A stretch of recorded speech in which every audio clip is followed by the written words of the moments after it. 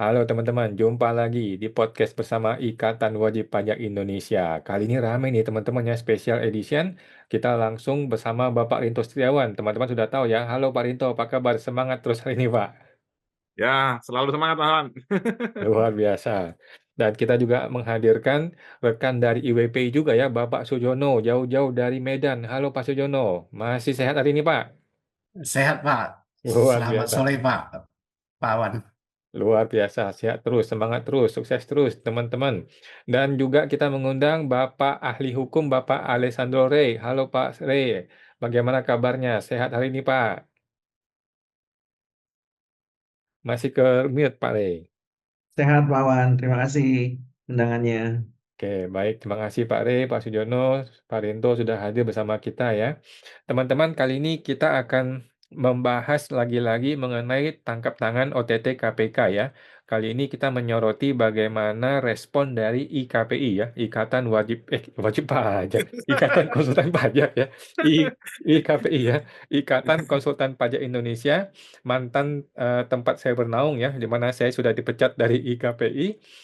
Mungkin akan saya share sedikit teman-teman ya mengenai siapa ditangkap. Yang ditangkap kemarin orangnya adalah bernama Bapak Abdul Kadim Sahbudin ya. Ini adalah informasi publik teman-teman ya, bisa didapatkan dari website publik mengenai data dari Bapak Kadim Sahbudin konsultan pajak yang ditangkap.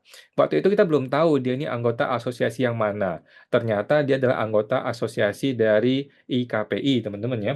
Dan mungkin teman-teman belum tahu bahwa sudah beberapa kali terjadi penangkapan terhadap konsultan pajak aktif ya. Dan juga IKPI memberikan respon ya. Beberapa kali memberikan respon. Nah, ini yang pertama yang kita dapat ya, ini adalah 4 tahun yang lalu teman-teman ya. Konferensi pers di KPI waktu itu masih dijabat oleh Ketua Umum yang lama, Bapak Rustom ya, 2021 waktu itu teman-teman masih ingat. Nah, ini ada bagaimana IKPI merespon kejadian tersangkanya dari seorang konsultan pajak. Yang ini yang terbaru, baru kemarin nih, baru beberapa hari yang lalu ya, IKPI membuat konferensi pers mengenai tertangkap tangannya salah satu anggota dari IKPI. Nah, kalau kita cermati teman-teman bahwa yang ditangkap ini sepengetahuan kita ya, yang ditangkap itu semuanya adalah anggota IKPI. Belum pernah ada anggota dari asosiasi lain yang ketangkap nih ya oleh KPK atau kasus-kasus korupsi lainnya gitu. Nah, jadi apakah IKP ini sepertinya gagal gitu ya membina anggota-anggotanya ya? Nah, selain dan kita tahu bahwa di konferensi pers ini IKPI tidak memberikan hukuman ya. IKPI ini mengambil jalur yang sangat-sangat aman. Dia bilang ini akan kami sampaikan ke bagian apa ya? Bagian keanggotaan, akan diproses dahulu, akan ditanyain dahulu gitu ya. Lah orang yang di penjara gimana mau ditanyain? Jadi intinya IKPI mengambil jalur aman, tidak memecat, tidak juga bahkan sidang kode etik aja baru akan dimulai ya, baru akan dibikin ad hoc-nya, baru akan dimulai. Tidak seperti DJP yang langsung memecat ya. DJP pun melalui P2P itu langsung memecat. Purbaya terbalik, Purbaya mau bantuin orang yang ditangkap, tetapi sorry, tidak untuk konsultan pajak, hanya untuk pegawai DJP saja. Nah, IKPI bingung nih, mau kasih bantuan hukum juga siapa yang mau bantuin, tapi mau pecat juga tidak mau memecatnya gitu. Nah, jadi di pihak lain, ini Menkeu dari kemarin-kemarin ya bernafsu banget untuk membuat RPMK kuasa pihak lain. Mungkin teman-teman nanti akan dibahas mengenai kuasa pihak lain ya. Bukannya ngurusin RPMK konsultan pajak yang masih tidak jelas, malah Menkeu itu mau ngurusin kuasa pihak lain, yaitu orang-orang yang bukan konsultan pajak mau dikerangkeng nih, mau diatur oleh Menkeu gitu ya. Konsultan pajak sendiri tidak diatur atau mungkin belum jelas pengaturannya. Udah gitu banyak yang ketangkap, nggak jelas nih bagaimana pembinaan mereka. IKPI juga diduga ini ya gagal membina mereka. P2PK juga nggak jelas bagaimana membina mereka. Jadi semua kacau balau nih mengenai dunia persilatan konsultan pajak ini. Nah, Kita akan langsung bertanya langsung kepada Ketua Umum IWP Bapak Rinto Setiawan nih. Bagaimana Pak Rinto menanggapi tertangkapnya anggota IKPI dan sejak dulu juga anggota IKPI terus nih yang ditangkap nih Pak. Silakan Pak Rinto. Ya, terima kasih Mas Awan pertanyaannya.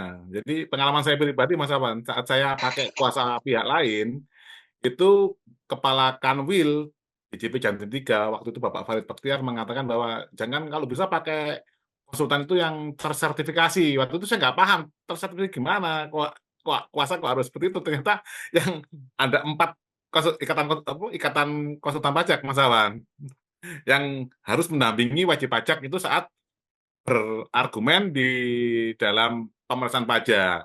Cuman kan ternyata ada nih frase kuasa pihak lain ini. Nah, ini ternyata yang tim yang saya pakai itu pakai kuasa pihak lain gitu Mas Awan. Nah, ternyata itu sangat memengaruhi memang Mas Awan terhadap dari para pimpinan pejabat pajak ini. Gitu loh. Karena dalam tanda kutip kemungkinan besar apakah ini tidak bisa dikendalikan atau apa. Karena kalau konsultan pajak itu kan izinnya kan dikeluarkan oleh P2PK Kemenq yang notabene juga satu ini Mas ya, satu kementerian dengan Direktur Jenderal Pajak, itu Mas Awan. Nah, beberapa waktu lalu sebelum ada setelah dikeluarkan RPMK, waktu itu di publik sempat ada undangan bagi para wajib pajak maupun konsultan pajak untuk sosialisasi RPMK. IWPI mengeluarkan video ilustrasi Mas ya, gimana stadion, kalau ini ilustrasinya buat seperti sepak bola Mas Awan. Itu stadionnya seperti apa, lapangannya seperti apa, pelatihnya itu seperti apa, wasitnya seperti apa. Itu nanti baru kita bisa ini Mas ya, analogi tersebut bisa membuat gambaran bahwa betapa lemahnya wajib pajak dalam menghadapi sistem di dunia perpajakan. Itulah menyebabkan kemungkinan besar mungkin nanti tanya secara hukum kepada Pak Rin, pengalamannya juga Pak Sujono, apakah terjadinya otoritarisme di bidang perpajakannya menyebabkan mereka ini ada peluang untuk menjadikan korupsi yang sistemik Mas Awan. Ini saya share dulu videonya Mas ya. Iya Pak.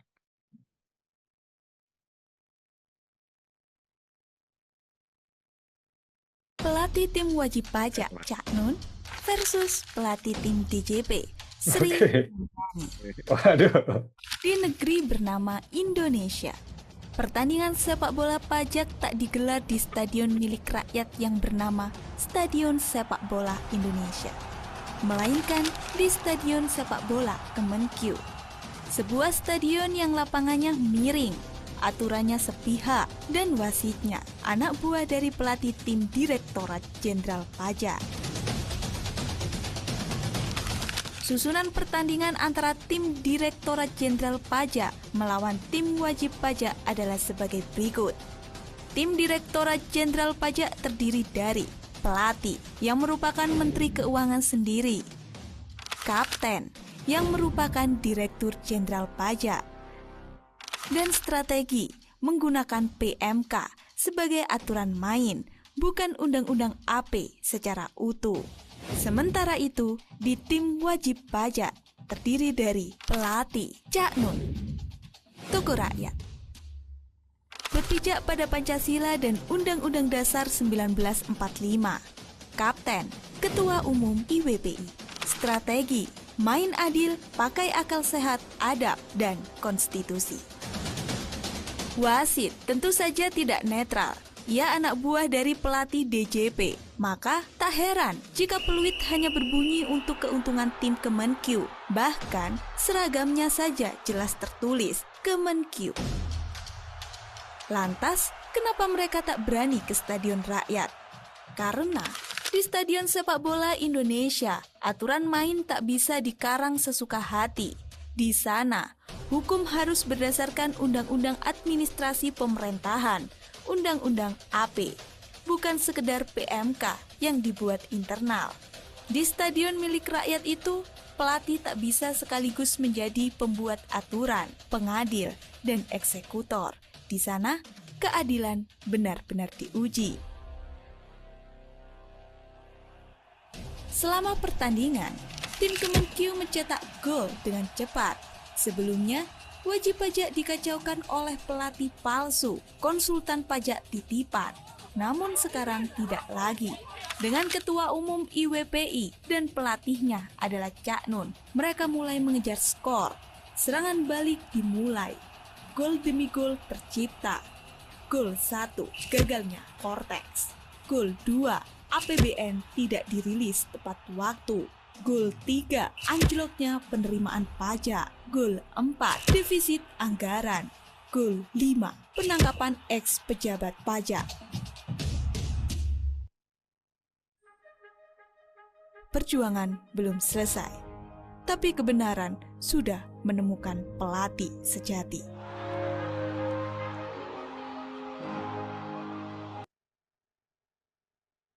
Betul itu Mas Awan. Oke, luar biasa ya. Ini IWPI bikin videonya, wah ngeri-ngeri sedap ini. Tapi Sri Mulyani sudah aman ya, sudah di mejanya Bill Gates sudah aman lah ya Sri Mulyani saat ini. Oke, Oh, baik. Mas, kami kan masih di dunianya Tuhan, Mas. Kecuali dia pindah ke dunia lain.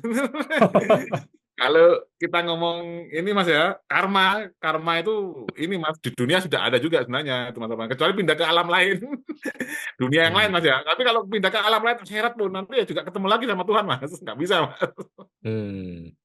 Nah, ini kita buat video ini adalah beberapa waktu lalu, dan ini kan sudah ada banyak terbukti, Mas ya. Ada penangkapan anggota ini dan ada konsultan pajak juga pelatih palsu ya, Mas, menyusup kepada tim wajib pajak seperti itu. Hmm. Oke, siap. Makasih Pak Rinto. Kita langsung akan bertanya ke Pak Rey nih ya, ahli hukum, bagaimana tanggapannya mengenai carut-marutnya dunia konsultan pajak ya, terutama anggota IKPI yang ditangkap, kemudian tidak selarasnya respon dari IKPI, DJP, dan Purbaya, semua saling bingung dan tidak satu suara. Eh, jadi bagaimana nih Pak Rey? Silakan Pak Rey. Baik, terima kasih Pak Wan, Pak Rinto, Pak Sujono.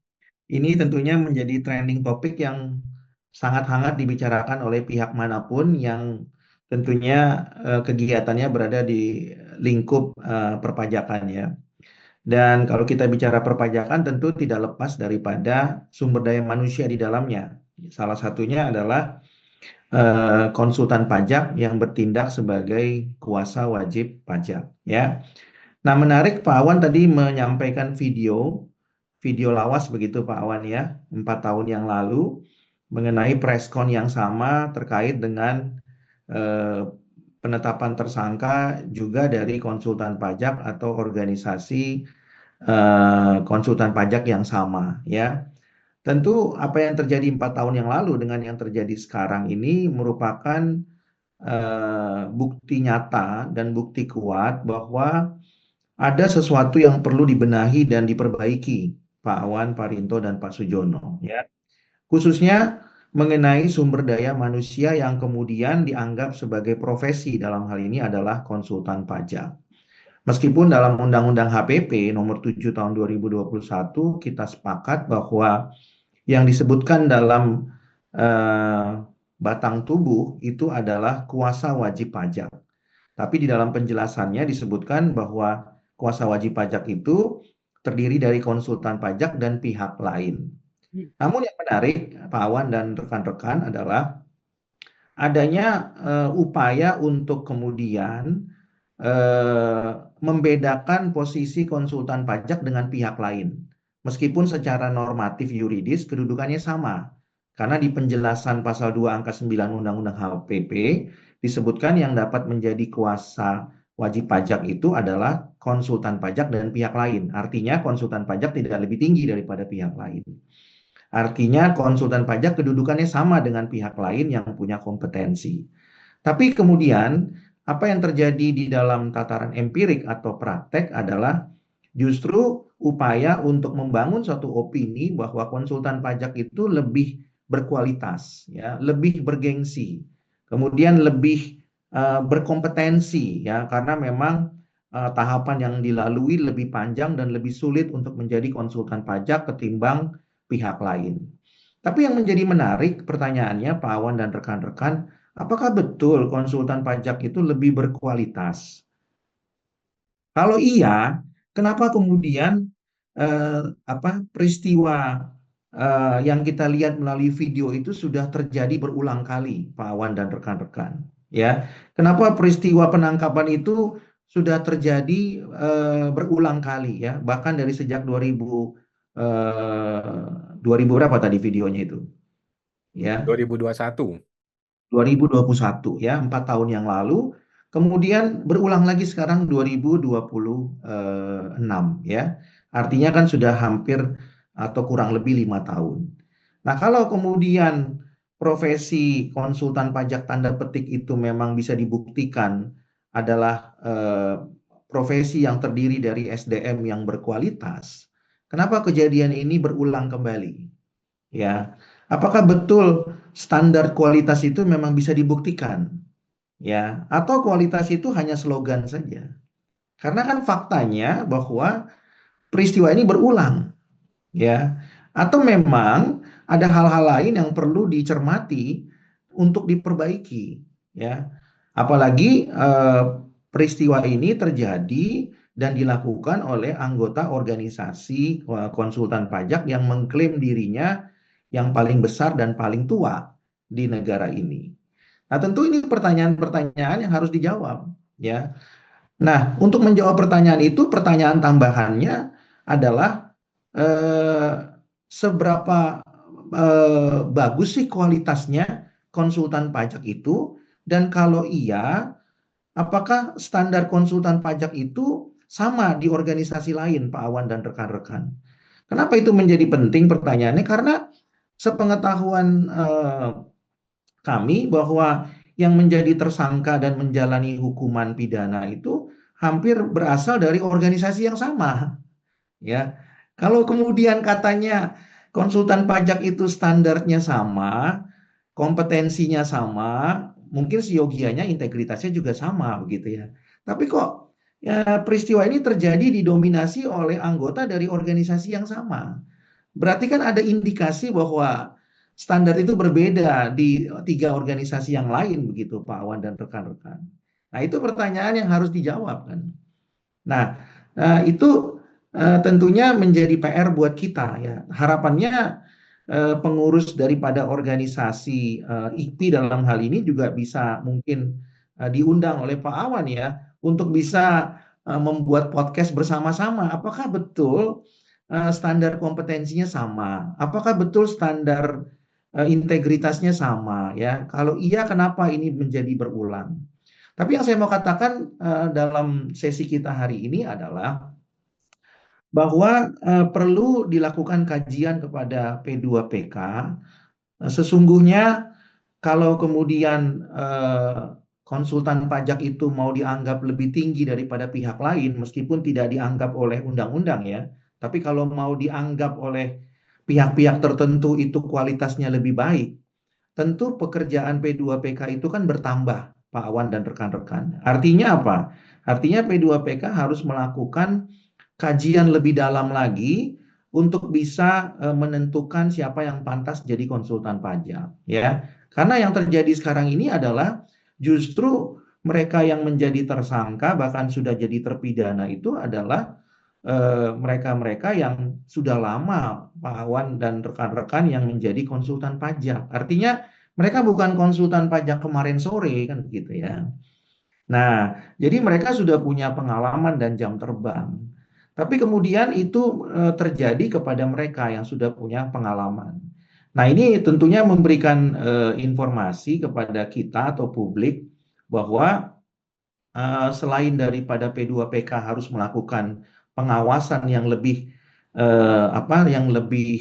komprehensif ya, yang lebih in-depth ya, lebih strict lagi tentunya atau lebih dalam lagi kepada para organisasi konsultan pajak ya. Tapi upaya pengawasan itu harus dibuktikan kepada publik ya. Upaya untuk melakukan pengawasan itu harus dilakukan secara terbuka. Karena sekarang publik bertanya-tanya nih, Pak Awan dan rekan-rekan, apa gunanya menggunakan konsultan pajak kalau integritasnya seperti yang sekarang?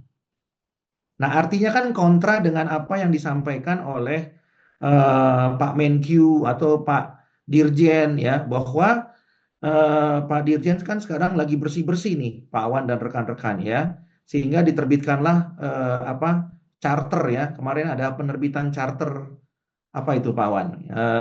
Wajib pajak ya. Nah, jadi itu kan kaitannya dengan upaya bersih-bersih gitu ya.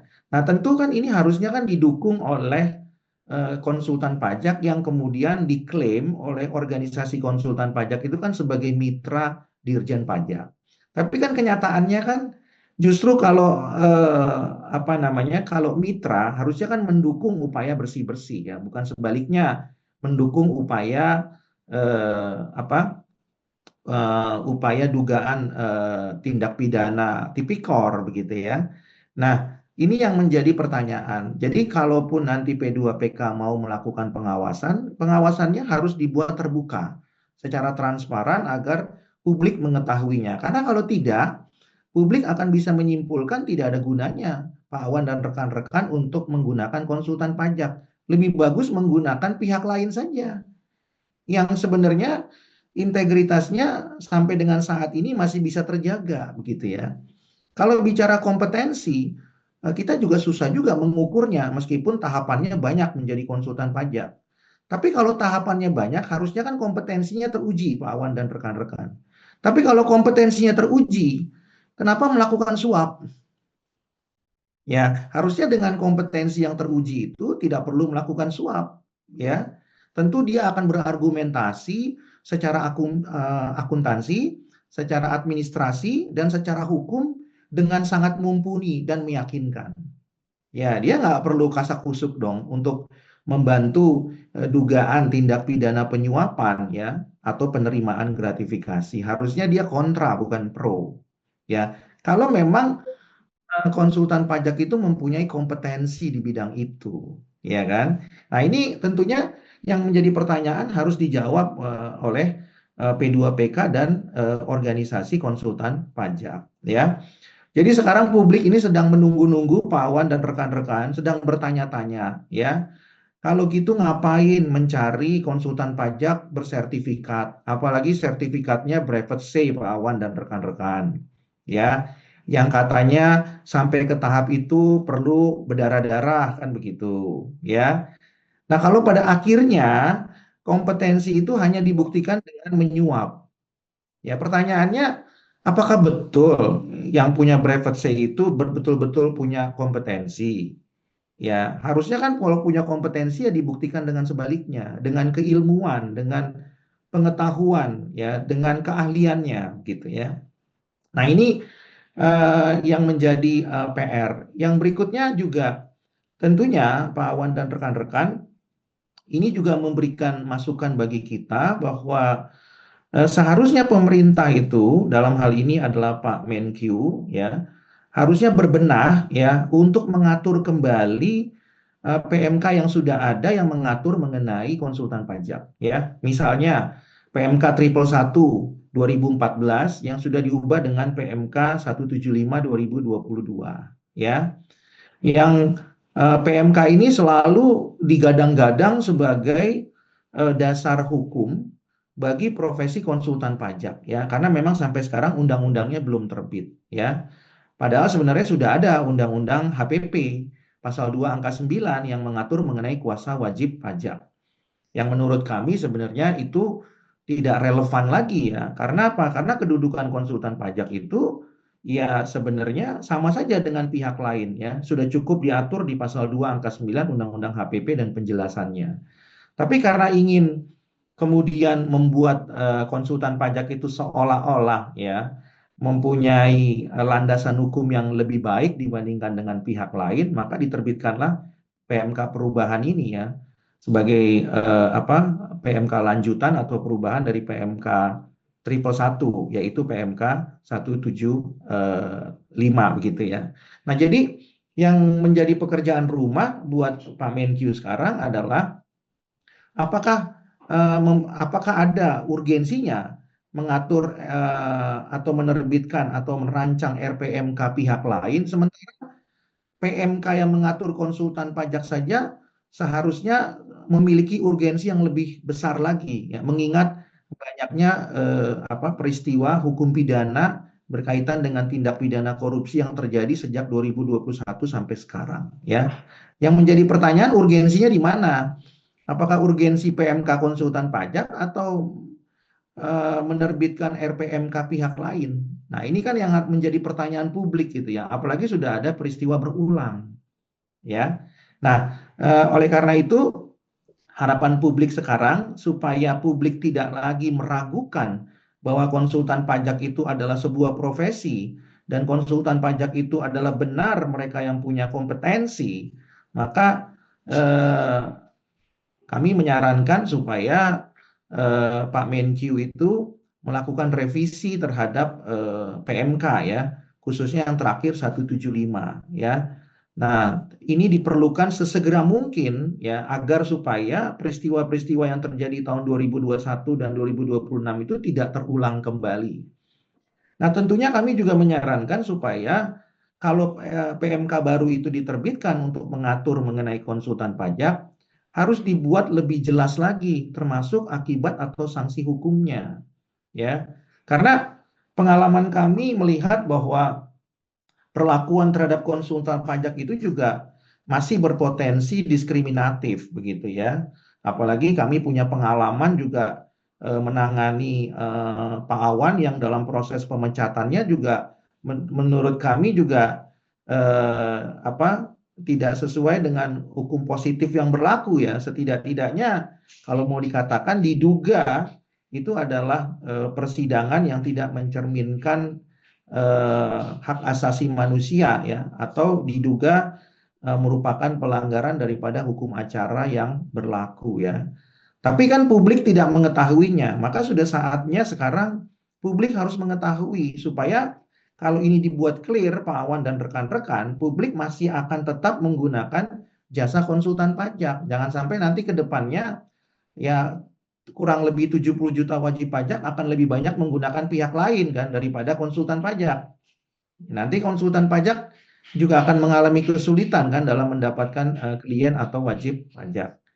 Jadi mungkin itu Pak Awan dan rekan-rekan yang menurut kami perlu ditindaklanjuti begitu ya, atau setidak-tidaknya IWPI dan pihak terkait melakukan pengawasan supaya pengalaman yang dialami oleh Pak Rinto tadi juga kemudian kan tidak terulang gitu ya, di mana pihak lain dipertanyakan kompetensinya ya, tapi yang tidak dipertanyakan itu justru yang bermasalah gitu ya. Nah, ini kan yang menjadi persoalan gitu ya. Jadi ada upaya untuk mendiskreditkan pihak lain, tapi justru fakta membuktikan banyak atau tidak sedikit lah ya konsultan pajak yang juga kemudian bermasalah secara hukum ya. Jadi itu sementara yang kami bisa sampaikan Pak Awan dan rekan-rekan ini. Oke, baik. Terima kasih Pak Are ya informasinya. Mungkin buat teman-teman biar tahu juga ya perkembangan IKPI dan anggota-anggotanya. Oke, by the way buat teman-teman ketahui ya, anggota tersebut belum dipecat ya. Kita langsung ke Pak Sujono. Nah, bagaimana Pak Sujono sebagai mungkin masyarakat umum dan juga anggota IWPI, Pak? Ya, ini luar biasa nih penjelasan dari Pare ini. Dan terlebih-lebih ini video yang tadi diputar oleh Pak Rinto tentang sepak bola. Ini ada yang mau saya tanyakan kepada Pare ini, beberapa pertanyaan penting ini. Mahkamah Konstitusi kan melihat bahwasannya pengadaan pajak di bawah Kemenkyu itu kan membuat mereka jadi tidak adil, tidak independen. Oleh karena itu, putusan MK nomor 26 tahun 2023 memerintahkan untuk memisahkan pengadilan pajak itu dari Kemenkyu. Sehingga bayang-bayang kekuasaan eksekutif itu tidak ada di dalam pengadilan pajak. Ya. Ini pertanyaan pertama. Ini kan di putusan ini kan ditetapkan tahun 2023. Lalu diberikan masa transisi sampai Desember 2026. Menurut pendapat Pare, apakah boleh atau etis? Ini kita bicara hukum atau bicara etika. Nanti terserah Pare mentafsirkan. Apakah di dalam masa transisi Menteri Keuangan atau Departemen Keuangan, Kemenko Keuangan itu masih boleh cawe-cawe membuat suatu PMK untuk ikut campur menentukan siapa yang boleh jadi kuasa hukum, siapa yang tidak menjadi kuasa hukum. Kalau menurut saya, sejak berlakunya putusan MK ini, P2PK ini harus dibubarkan, Pak, menurut saya. Kenapa? Karena dia pemainnya, dia wasit dan merangkap pemain.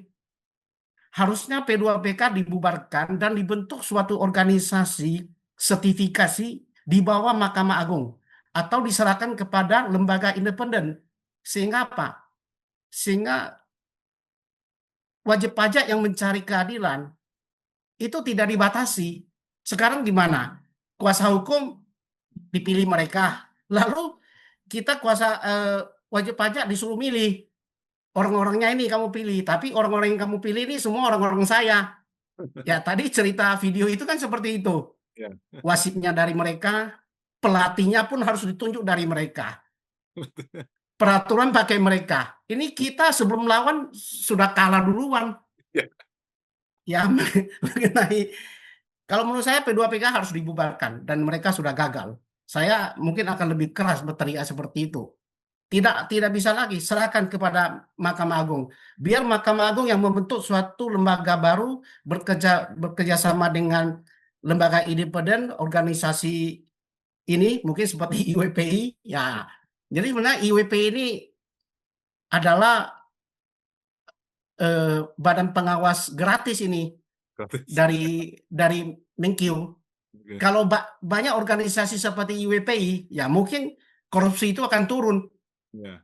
Kan viral-viral melulu kan malu juga kita kan, masa kita kemarin saya ada mendengar ini ketua Maki Boyamin Saiman, apa yang dia katakan, dia bilang begini, seandainya KPK lebih rajin, tiap hari pasti ada kena tangkap pejabat pajak itu. Oh, saya merasa ini benar ini, kalau memang KPK lebih rajin, ya tiap hari ada kasus yang pasti terungkap gitu loh. Nah, saya percaya itu. Jadi nanti coba Pak Ari memberikan tanggapan terhadap itu. Apakah etis, beretika? Ini kita sudah mau serahkan, tapi kita masih cawe-cawe. Kemarin kan kita gugat itu Menteri SMI ke PN kan? Nah, itu saya nggak tahu. Saya mungkin nanti Pak Parinto bisa bantu update perkaranya sampai di mana. Ya, perkara ini mungkin, tapi ini kan jadi pelajaran. Artinya sebagai penguasa nggak bisa semena-mena buat aturan. Gini loh Pak, kalau kita lihat Perdirjen atau peraturan SE di lingkungan pajak, mereka itu hampir tidak mau mengakui kuasa pihak lain loh. Yang mereka akui itu adalah konsultan pajak dan kuasa karyawan. Hanya 2 poin itu yang mereka cantumkan di dalam Perdirjen mereka. Kuasa pihak lain malah nggak dicantumkan loh. Padahal di KUHP itu kan diakui kuasa pihak lain. Ah, tapi di aturan internal mereka, makanya kan terjadi penolakan. Kuasa pihak lain itu mereka tolak kan? Ya. Prakteknya kan ada juga KPP yang seperti itu. Nah, itu KPP yang tidak mengerti hukum. Harusnya mereka mengikuti KUP. Jadi banyak sekali PMK peraturan itu mengurangi hal-hal yang merugikan mereka, tetapi menambah hal-hal yang menguntungkan mereka. Tadi kan saya juga lihat itu podcast dengan Pak Cuaca, kan dia bilang PMK ini dibuat untuk memperbesar kekuasaan DJP, padahal di undang-undang tidak diatur. Yang jelas sudah diatur di undang-undang, tetapi merugikan mereka kurang-kurangi. Begitu dulu Bu, pertanyaan saya untuk Pak Re. Silakan. Ya, saya langsung jawab, Pak Wan. Ya. Ya, terima kasih Pak Sujono pertanyaannya. Memang kita tahu bahwa MK sudah menerbitkan putusan ya. Putusan nomor 26 tahun 2023 ya. MK secara tegas mengatakan pengadilan pajak itu tidak independen. Itu dalam pertimbangan hukumnya sudah jelas dibunyikan, ya. Kalau atau dengan kata lain dalam narasi mahasiswa Fakultas Hukum semester 1, ya, mereka ingin mengatakan bahwa pengadilan pajak itu kan masih banci begitu, ya. Nah, jadi tidak jelas jenis kelaminnya. Ya, kalau mau disederhanakan seperti itu. MK sudah memberikan pertimbangan hukum karena ada kebancian itu, maka diputuskan supaya pengadilan pajak itu berada dalam satu identitas jelas, ya, yaitu identitas di bawah Mahkamah Agung atau lembaga yudikatif. Nah, pertanyaan tadi Pak Sujono adalah apakah etis, apakah berwenang, kan begitu, ya, mereka menerbitkan atau menggodok RPMK mengenai kuasa hukum. Jadi kalau kita bicara sejak putusan MK itu dibacakan, maka sebenarnya mengikatnya kan sejak dibacakan. Tapi yang menjadi persoalan sekarang ini, dan kemudian persoalan ini ditanda petik ya, dimanfaatkan, ya, diduga dimanfaatkan oleh Kementerian Keuangan adalah jangka waktu, di mana jangka waktu ini kan belum habis sampai 31 Desember 2026, ya. Jadi kalau kemudian jangka waktu itu belum habis, mereka memaknainya boleh dong kita menerbitkan PMK baru untuk mengatur kuasa hukum. Setidak-tidaknya kan mengganti PMK 184 2017 atau PMK yang terbaru itu mengenai PER, ya. PER di tahun 2025 atau 24 ya Pak Awan, ya, yang terbaru itu, ya. Nah, tapi itu kewenangannya peraturan Ketua Pengadilan Pajak. Kalau mengenai kewenangan mengatur kuasa hukum oleh PMK yang masih berlaku adalah PMK 184 2017. Nah, kalau mereka berpendapat bahwa boleh dong kita mengatur itu karena jangka waktunya kan belum jatuh tempo begitu, ya. Jadi kita masih punya kewenangan, ya. Justru kami memaknainya, kalau mereka paham hukum, harusnya kan mereka memaknainya kan sejak dibacakan. Sejak dibacakan itu bukan hanya mengenai persoalan waktu, tapi persoalan mengenai materi putusan. Materi putusannya kan mengatakan bahwa pengadilan pajak itu banci. Itu materinya. Materi putusan mengatakan bahwa pengadilan pajak itu masih berada di dua kaki. Ya, itu materinya. Nah, oleh karena itu, ke depannya diberikan waktu untuk dibenahi. Nah, jangan waktunya yang ditegaskan atau digarisbawahi, tapi yang mau digarisbawahi adalah dibenahinya. Ya, artinya apa? Artinya, kalau sudah mengakui bahwa pengadilan itu banci dengan dua kaki, maka seharusnya perlu dibenahi. Nah, pertanyaan berikutnya, bagaimana membenahinya? Apakah masih diperlukan lagi RPMK atau mungkin PMK yang akan mengatur itu kalau mau membenahi? Karena kalau diterbitkan lagi PMK yang baru, berarti kan bukan membenahi. Berarti itu kan mempersulit, ya, atau memperkeruh begitu. Ya. Jadi unsur membenahinya tidak terpenuhi, ya. Jadi ada dugaan atau indikasi justru upaya-upaya menerbitkan RPMK itu adalah upaya untuk melawan putusan. Karena kalau menerbitkan RPMK bukan membenahi. Membenahi harus dengan setidak-tidaknya peraturan Ketua Pengadilan Pajak atau dengan Perma atau dengan SEMA. Itu namanya upaya membenahi. Ya, bukan lagi dengan PMK, Pak Sujono. Nah, jadi kalau kemudian ditanyakan apakah etis atau berwenang, ya kami harus mengatakan bahwa ini bukan persoalan etika, tapi persoalan justru melawan hukum. Kalau etika itu dikembalikan kepada orang yang mau mengikuti apa tidak. Tapi kami harus katakan itu upaya melawan hukum, karena substansi putusannya adalah jelas, ya, bahwa pengadilan pajak itu masih di dua kaki dan harus dibenahi. Itu substansinya. Nah, sekarang pertanyaannya bagaimana membenahinya? Nah, tentu bukan dengan PMK atau RPMK. Membenahinya dengan per ketua PP atau Perka, atau Perma, atau Sema. Nah, selain itu, berarti itu adalah upaya melawan hukum. Ya, jadi itu bukan pilihan etika menurut kami, Pak Sujono. Itu pilihan melawan hukum apa tidak melawan hukum.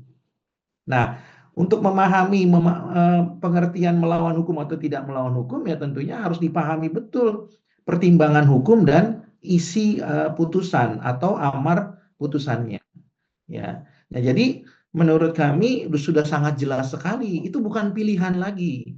Ya, itu bukan pilihan kemudian seperti saya pinjam istilahnya Pak Sujono itu cawe-cawe dengan RPMK ini, RPMK itu. Nah, itu menurut kami udah nggak relevan lagi. Nah, lebih bagus menerbitkan RPMK terhadap hal-hal yang sifatnya produktif, bukan yang kontraproduktif. Kalau RPMK ini diterbitkan terhadap syarat menjadi kuasa hukum di pengadilan pajak, menurut kami itu kontraproduktif. Karena jelas pertimbangan hukumnya adalah membenahi. Membenahi bukan dengan yang sudah kotor, tapi yang masih bersih gitu. Nah, kalau membenahi dengan yang sudah kotor ya semua akan menjadi kotor, Pak Sujono. Ya, jadi harus membenahinya dengan yang masih bersih kan begitu. Nah, jadi jelas menurut kami ini bukan persoalan etika, ini murni persoalan hukum. Kalau ini dipahami dengan benar, seharusnya pemerintah tidak pusing untuk menggodok RPMK mengenai kuasa hukum, tapi mungkin bisa menggunakan energi, pikiran, dan juga anggaran untuk membuat RPMK kuasa hukum itu dengan menggunakannya atau mengalihkannya dalam rangka membuat RPMK yang lebih bermanfaat dan juga lebih produktif ya. Begitu Pak Sujono, Pak Wan dan Pak Rinto. Belum dijawab satu pertanyaan saya, Pak. P2PK perlu kita bubarkan nggak? Perlu dibubarkan nggak? Ini kan wasit sebagai pemain, ya kan? Ya, Dia terima sebagai kasih. karena dia adalah pihak lawan sengketa loh, Pak. Ya. Baik Pak Sujono, pertanyaannya sangat luar biasa. Ya, jadi saya juga harus berpikir keras untuk menjawabnya gitu ya. Tapi karena waktunya singkat, saya akan berupaya semaksimal mungkin ya. Kita tahu bahwa P2PK itu kan pusat pembinaan profesi keuangan, ya. Artinya semua profesi keuangan itu kan dilakukan pengawasan, verifikasi, seleksi di tempat itu, Pak, atau di bidang itu, ya. Nah, kalau kemudian sebagai pihak yang berwenang dan bertugas untuk melakukan pembinaan sudah gagal melakukan pembinaan, tentu pertanyaannya saya balikin ke Pak Sujono kan. Kira-kira apa yang pantas diberikan kepada pihak yang gagal melakukan pembinaan? Nah, kalau pertanyaan itu disampaikan kepada Pak Sujono, maka Pak Sujono mungkin bisa memberikan masukan. Biasanya kalau pihak yang sudah gagal itu, Pak, kemungkinannya kalau tidak diberhentikan, kalau untuk pejabat, kalau lembaga bisa dibubarkan, atau kemudian bisa diberi sanksi, Pak. Ya, biasanya kan begitu ya, Pak ya, dalam berorganisasi atau bernegara begitu, Pak. Nah, mungkin Pak Sujono bisa memberikan masukan nggak? Kalau pusat pembinaannya saja gagal, Pak, melakukan pembinaan. Padahal mereka yang menggadang-gadang profesi konsultan pajak itu adalah profesi yang luar biasa, ya. Tentunya bisa dimaknai tidak sama dengan pihak lain atau lebih berkualitas lah kalau mau dimaknai secara harfiah daripada pihak lain. Nah, tapi faktanya kan mereka gagal melakukan pembinaan, Pak. Ya, sejak video kemarin 2021 sampai dengan sekarang 2026. Nah, kira-kira menurut Pak Sujono, dari beberapa potensi usulan yang saya sampaikan tadi, kira-kira hukuman apa yang pantas menurut Pak Sujono? Ya, kalau saya mungkin lebih memilih karena ini sudah akan dibawa MA, Kemenkeu itu tidak ikut-ikut lagi di situ untuk menentukan seorang kuasa hukum. Karena ini kan harus kita serahkan kepada badan yang lebih independen. Saya lebih cenderung melihat ini tidak independen kalau masih di bawah P2PK. Nanti akibatnya begitu. Sebaiknya Kemenkeu itu menyerahkan kepada Mahkamah Agung. Supaya apa? Supaya nanti kalau terjadi OTT, mereka dosanya lebih ringan. Lah, ini kan yang menentukan konsultan pajak atau kuasa hukum kan bukan kami lagi. Jadi setidak-tidaknya bisa buang badan gitu, ya kan? Pelakunya bukan di bawah bimbingan kami lagi, bukan di bawah organisasi kami lagi. Kami sudah lepas. Jadi publik tidak akan menyorot mereka. Saya mungkin lebih cenderung dengan alasan seperti itu. Ini diserahkan aja kepada Mahkamah Agung atau lembaga independen. Kementerian nggak usah ikut campur di situ. Lalu yang satu ini Pak Rey, ini setelah putusan MK ini keluar, kan ada masalah di Undang-Undang Pajak, terutama pasal 34 ayat 2 huruf C. Pasal 34 ayat 2 huruf C. Di sana dikatakan syarat kuasa hukum itu ditetapkan oleh menteri. Ya, makanya keluar TMK 184 itu untuk melaksanakan Undang-Undang Pengadilan Pajak pasal 34 ini. Kalau sudah diserahkan kepada MA, apakah harus dilakukan harmonisasi terhadap Undang-Undang Pajak? Artinya ini harus dirubah ini. Kalau enggak, tetap tidak independen. Pengadilan pajak tetap tidak independen. Dia enggak 100% terbebas dari Kemenkeu. Kenapa? Karena kuasa hukumnya masih ditetapkan oleh Menteri Keuangan melalui PMK. Harusnya itu sudah diserahkan kepada Mahkamah Agung. Itu yang tadi. Yang berikutnya adalah tentang ini. Ini kok Kementerian Keuangan kenapa mengurusi kuasa hukum? Yang harus diurusi adalah hakim-hakim di pengadilan pajak. Kenapa? Karena hakim-hakim di pengadilan pajak itu banyak sekali yang masih belum selesai hukum, belum tamat hukum. Mereka kan bukan SH. Coba Bapak bayangkan, kita sebagai wajib pajak, sebagai rakyat, mau mencari keadilan. Mencari keadilan itu kan berkaitan dengan hukum. Sementara hakimnya tidak mengerti hukum. Bagaimana itu memperoleh keadilan kepada orang yang tidak mengerti hukum? Ya kan? Makanya bisa ada, kemarin saya ada lihat video Pak Pare, ada putusan oleh hakim yang tidak berlatar hukum. Kan ngacau. Dia tidak mengakui undang-undang AP. Kan di situ kalau nggak salah saya ada melihat lex specialis derogat legi generali ya. Ketika lex specialis tidak mengatur, harus dipakai generali. Itu yang diajarkan oleh Bagirmanan. Terjadi sengketa hukum antara lex specialis dengan lex generali, itu dilihat lagi apakah lex specialis mengatur. Maka saya malah lebih mengerti soal ini dibandingkan dengan hakim di pajak. Padahal saya belum tamat ini, tetapi saya lebih memahami. Kalau majelis kemarin itu kan nggak begitu cara berpikirnya. Kan terbalik-balik dia buat. Dia bilang ini KUHP adalah spesialis, sudah lengkap dan sempurna.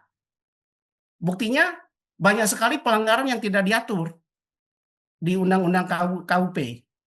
Ya itu harus kita menggunakan yang seperti Pare bilang, sistem norma.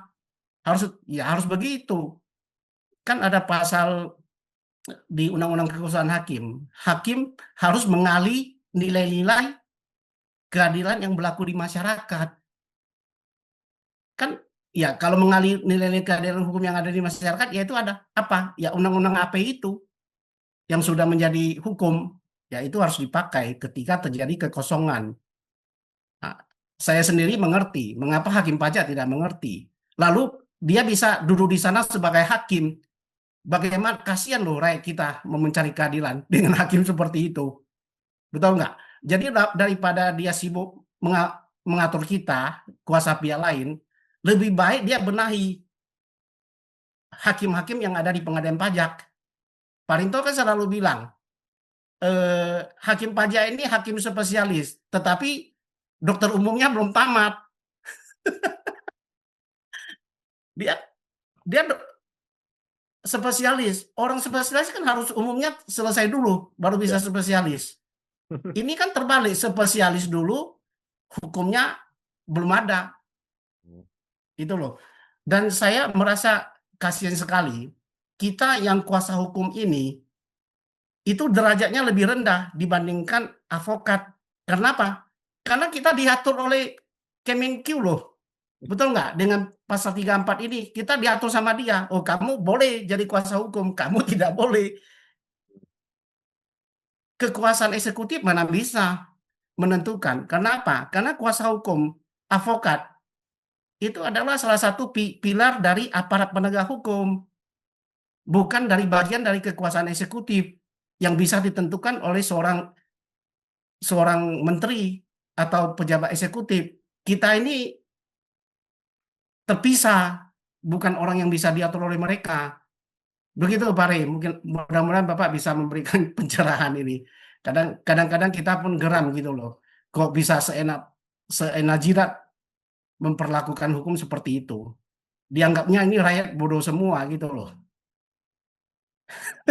Ya. Ya, silakan Pak Rey. Terima kasih Pak Sujono. Pertanyaan Bapak mengenai pasal 34 itu memang perdebatan yang menarik ya Pak. Khususnya di pasal 34 ayat 2 huruf C tadi, kewenangan Menkyu untuk mengatur kuasa hukum ya Pak. Nah, itulah yang dijadikan oleh Menkyu itu untuk tanda petik ya Pak, masih mau cawe-cawe untuk mengatur kuasa hukum Pak.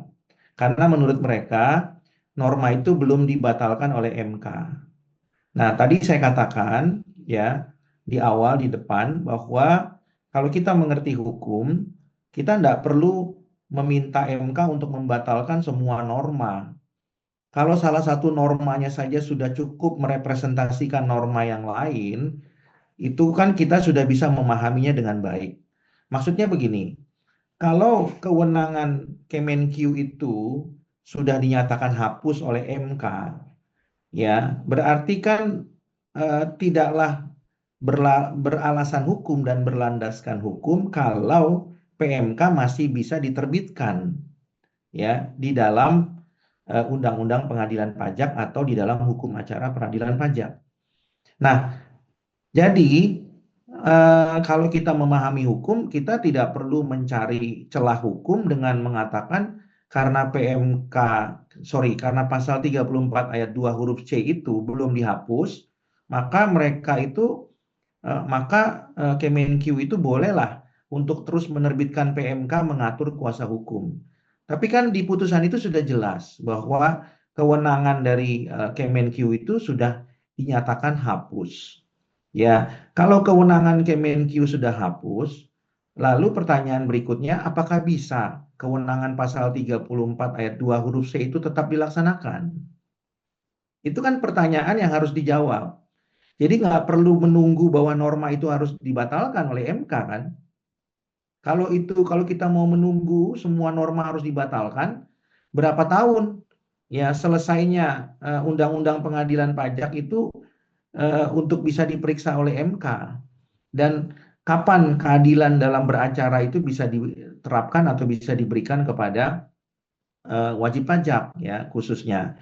Jadi menurut kami adalah dari putusan MK itu sudah cukup merepresentasikan ya Pak Sujono bahwa sebenarnya norma yang diatur di pasal 34 itu sudah lagi tidak bisa dijadikan alasan untuk menerbitkan PMK atau menggodok RPMK yang mengatur kuasa hukum. Karena kalau dipaksakan, kewenangan itu adalah tetap berasal dari kewenangan Menkyu. Sementara ya amar putusan hakim konstitusi mengatakan bahwa kewenangan Menkyu itu hapus demi hukum agar pengadilan ini menjadi pengadilan yang bebas, merdeka dan mandiri. Ya, sehingga dengan demikian dapat dimaknai secara tidak langsung dan secara mutatis mutandis bahwa pasal 34 ayat 2 huruf C itu juga sudah tidak berlaku seiring dengan amar putusan MK nomor 26 tahun 2023. Ya, kalau kita bisa memahami hukum dengan waras begitu ya Pak Sujono. Ya, jadi kalau kewenangannya saja sudah dinyatakan hapus, bagaimana mungkin PMK-nya bisa diterbitkan? Ya, ini kan menjadi relevan satu dengan yang lain. Ya, tapi kalau alasannya dicari-cari harus ada putusan MK lain khusus membatalkan norma itu, ya Tidak akan ada habisnya cawe-cawe itu gitu ya. Tidak akan mungkin pengadilan pajak itu menjadi pengadilan yang bebas, merdeka, dan mandiri. Nah, kalau itu dipaksakan, justru muncul pertanyaan berikutnya, Pak Sujono. Apakah pengadilan pajak itu khawatir dan takut menjadi pengadilan yang terbuka, ya, seperti pengadilan-pengadilan lain? Apakah pengadilan pajak ini khawatir pengadilan pajak itu menjadi pengadilan yang publicly accessible, artinya terbuka untuk umum, ya? Apakah pengadilan pajak takut dan khawatir pihak lain, maksud saya publik, mengetahui bahwa sebenarnya gambaran atau refleksi pengadilan pajak di muka umum itu atau di publik tidak sama dengan kenyataan sebenarnya? Apakah itu yang dikhawatirkan gitu ya? Kalau pada akhirnya pengadilan itu harus terbuka, ya, publicly accessible. Nah, itu yang harusnya ditanyakan dan dijawab oleh pengadilan pajak. Apalagi visi pengadilan pajak, kalau Pak Awan, Pak Rinto, dan Pak Sujono pernah datang ke pengadilan pajak ya di lantai dasar loket, itu jelas disebutkan visi pengadilan pajak itu menjadi pengadilan bertaraf internasional. Ya, maka seharusnya itu sangat boleh Pak, atau sangat dimungkinkan menjadi pengadilan yang sangat terbuka, publicly accessible. Bahkan kalau bisa Pak, pengadilan itu bisa beracara dalam bahasa Inggris Pak. Mengingat wajib pajak luar negeri sangat banyak di Indonesia itu, PMA. Ya. Nah, itu kalau kemudian semangatnya masih sama, menjalankan visi dan misi pengadilan pajak menjadi pengadilan pajak yang bertaraf internasional. Apakah taraf internasional itu artinya Pak Sujono cuma punya e-tax court, lalu kemudian itu dikatakan bertaraf internasional, ya? Apakah cukup seperti itu, ya? Meskipun e-tax court sendiri tidak, fiturnya belum sempurna, begitu ya, belum ada fitur komunikasi dan lain-lain. Tapi apakah itu sudah cukup bisa dikatakan bertaraf internasional, Pak Rinto? Hanya cukup dengan e-tax court, ya? Nah, tentunya kan tidak cukup, harus diimbangi dan dibarengi dengan kebutuhan lain, termasuk apa? Kebutuhan tadi, kebutuhan akan SDM yang punya kompetensi dan mumpuni.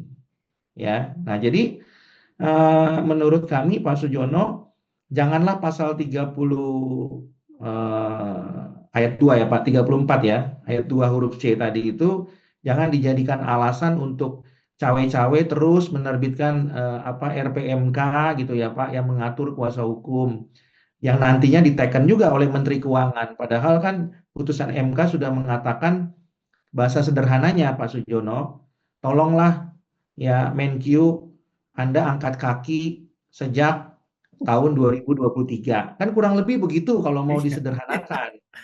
Ya kan? Nah, kalau sudah disampaikan seperti itu, masa nggak paham juga Pak? Ya, tentunya kita kalau kita bertamu ke rumah orang lain, kalau sudah dibilang begitu kan kita paham Pak. Ya, kita akan dengan sukarela meninggalkan tempat itu Pak. Ya, karena kita paham bahwa kita sudah tidak lagi dibutuhkan ya, apalagi di welcome Pak. Nah, dengan demikian menurut kami ya sudah jelas sekali putusan MK itu Pak, kalau mau dimaknai secara jujur, adil, dan waras Pak Sujono. Demikian. Ya, Pak Ri, mungkin ini saya tertarik ya. Kenapa pengadilan pajak takut terbuka? Harusnya sih tidak perlu takut terbuka. Semakin terbuka, semakin bagus. Jadi gini, selama ini kenapa Fiskus berani berbuat begitu sehingga banyak kita lihat tertangkap kasus korupsi mengecilkan pajak? Karena apa? Karena kalau kita melihat di pengadilan pajak itu ada kesan ya, ada kesan melindungi pihak Fiskus, sehingga mereka bilang ya udah kami di sini begini, kamu nanti ke pengadilan pajak ya tetap kamu kalah gitu loh. Nah, itu yang membuat seperti itu. Tetapi kalau semakin terbuka, berarti Fiskus kan semakin takut itu. Lama-lama kita akan bagus, Pak. Kalau pengadilan terbuka, lama-lama orang akan patuh. Kepatuhan sukarela itu akan tinggi. Karena mereka merasakan, oh hakim saya ini, pengadilan ini adil, fair, terbuka, tidak memutuskan sesuatu yang berat sebelah gitu, artinya membela fiskus. Mereka adil. Nah, kalau rakyat melihat begitu, rakyat itu senang lihat bayar pajak, nggak perlu lagi sembunyi-sembunyi. Ya sudah, mereka merasa ada keadilan. Kapan? Ya mungkin ya harus segera dimulai supaya apa? Supaya dalam beberapa tahun ke depan itu fiskus ya, terutama pemeriksa, mereka tidak berani lagi. Karena apa? Karena di pengadilan pajak mereka tidak dilindungi. Sekarang kan boleh saya katakan ada persepsi ya. Saya lagi-lagi ada persepsi. Ini kan terjadi di Parento ya. Parento sendiri pernah bilang, kalau Anda tidak kenal orang dalam di pengadilan pajak, Anda tidak mungkin menang. Betul ya Parento ya? Ya, pengalaman kami menghadapi ini fiskus seperti itu, Pak. Nah, ini maknanya apa? Ini maknanya itu sudah terjadi persekongkolan di situ. Sehingga apa? Ya, sehingga terjadi. Jadi mungkin kita juga hakim-hakim yang mendengar podcast kita hari ini, mereka coba sadar, ingin juga memperbaiki negeri ini. Kontribusi mereka adalah, udah lakukan sidang dengan seadil-adilnya. Kalau memang fiskus salah, ya putuskan saja mereka bersalah. Supaya apa? Supaya memiliki efek jerah kepada fiskus yang lain. Kami hakim ini adil, tidak menjadi bumper. Jadi seolah-olah kan jadi bumper kan. Ya. Mungkin Ya, ini sekarang nanti mungkin bisa di ini next videonya bisa inisialnya oke. mungkin terlalu panjang biar nanti. Ya, oke. Saya begitu aja tadi merespon itu keterbukaan pengadilan ini sangat penting. Ya, kalau dari WPPI kami sudah sadar Pak Sujono itu tidak mungkin semua selama tidak ada perubahan struktural terhadap ketatanegaraan kita.